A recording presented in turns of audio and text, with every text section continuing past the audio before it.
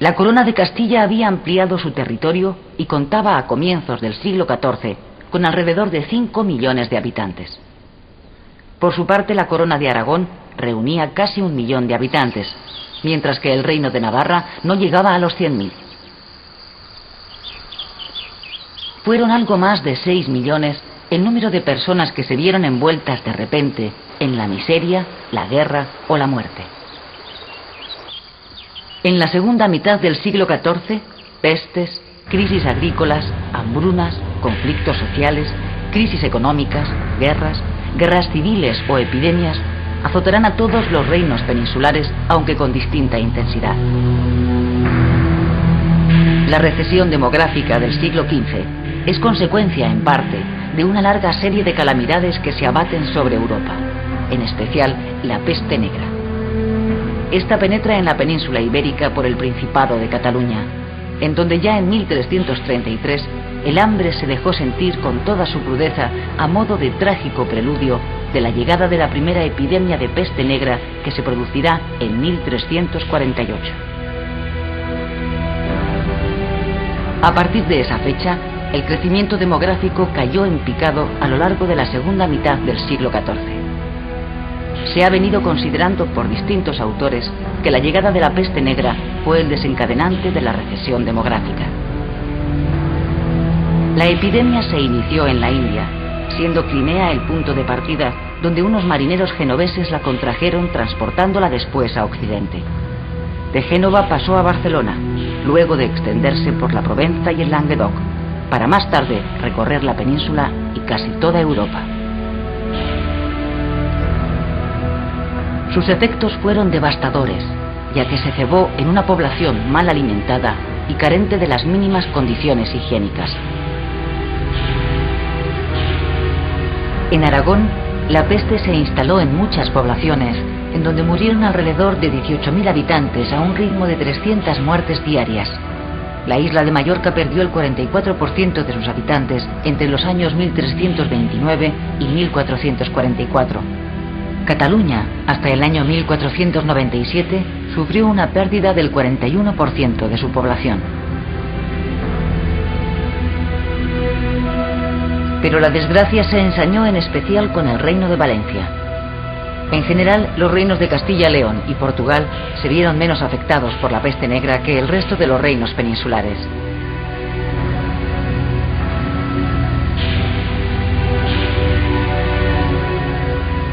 La vida en las ciudades se vio gravemente afectada por la epidemia, el hambre y las bruscas oscilaciones de los precios.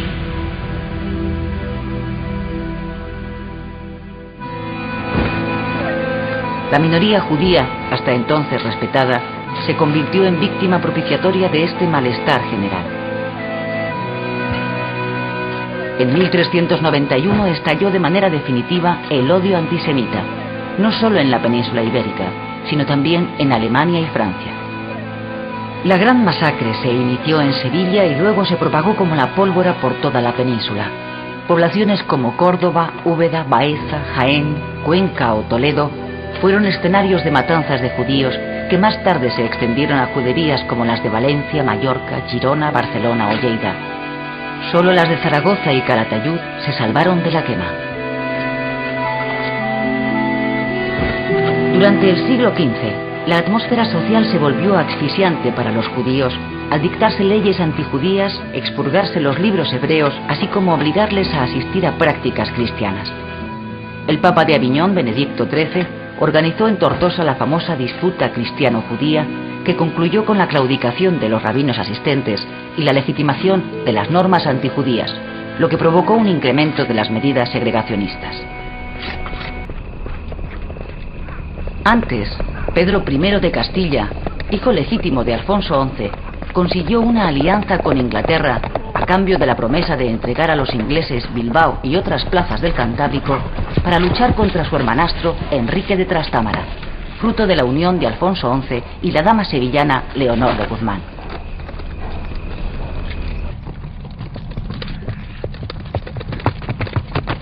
La ayuda inglesa fue esencial para Pedro I el Cruel, pero al no poder cumplir con lo prometido, estos le abandonaron extremo que aprovecharía su hermanastro Enrique de Trastámara, quien en el famoso combate de Montiel dio muerte a su propio hermano, convirtiéndose en el nuevo rey de Castilla.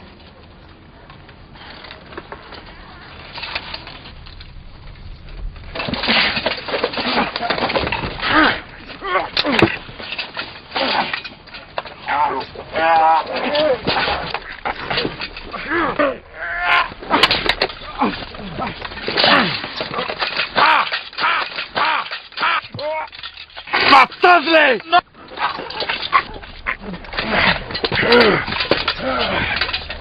Después de este asesinato, el primer soberano de la casa de Trastámara, Enrique II, tuvo que enfrentarse a los duques de Lancaster y York, que pretendieron la corona castellana al estar casados con las hijas de Pedro I y María de Padilla. Al mismo tiempo, Fernando I de Portugal, al invadir Galicia, también ambicionaba la misma corona, mientras Carlos II el Malo de Navarra se apoderaba de Vitoria, Logroño y otras poblaciones. Y el rey de Aragón y el sultán de Granada abrieron hostilidades contra el nuevo rey de Castilla. Este, para oponerse a tantos enemigos, prodigó mercedes y exenciones en favor de una nobleza fiel de nuevo cuño. El segundo monarca de la dinastía Trastámara, Juan I, prosiguió la política de pacificación y de alianza con Francia. Casado con Beatriz, hija y heredera de Fernando I de Portugal, al morir este sin otra sucesión legítima, Juan I intentó hacer valer sus derechos y ser reconocido como rey de Portugal, pero la oposición de los portugueses culminó en la batalla de Aljubarrota, 1385, en la que el rey de Castilla fue derrotado por el maestre de Avís, hijo bastardo de Fernando I, coronado más tarde como Juan I de Portugal. El monasterio de Batalla en Portugal se construyó para conmemorar la victoria portuguesa sobre el ejército castellano en Aljubarrota. Durante los primeros años del reinado de Enrique III el Doliente, correspondientes a su minoría de edad, el reino se sumió de nuevo en la anarquía. Durante este reinado se inició la política africana encaminada a combatir la piratería musulmana, destruyéndose Tetuán, 1400, al tiempo que Castilla se abría al Atlántico, al patrocinar la conquista de las Islas Canarias que dirigieron los caballeros franceses Juan de Betancourt y Gadifer de la Salle.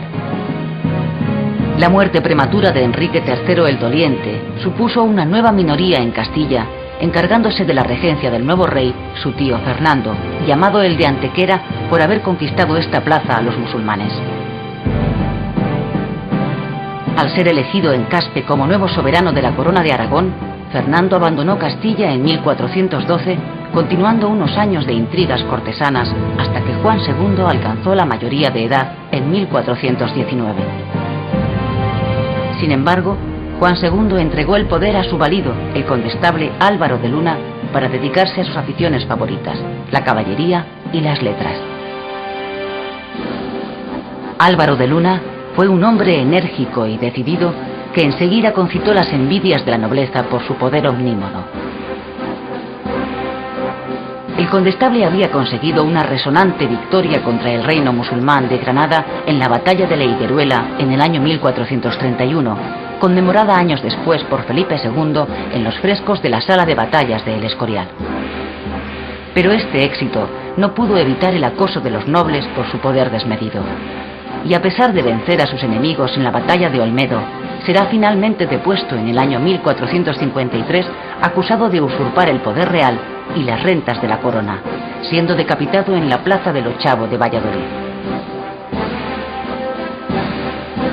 El poeta Jorge Manrique tomó el ejemplo de su caída como símbolo de la brevedad de la gloria mundana en su obra poética Coplas a la muerte de su padre. Jorge Manrique, entregado a la carrera de las armas y a la vida militar, intervino en varias batallas. Murió en uno de estos combates, en abril de 1479, en el asalto al castillo de Garcimuñoz contra el rebelde marqués de Villena.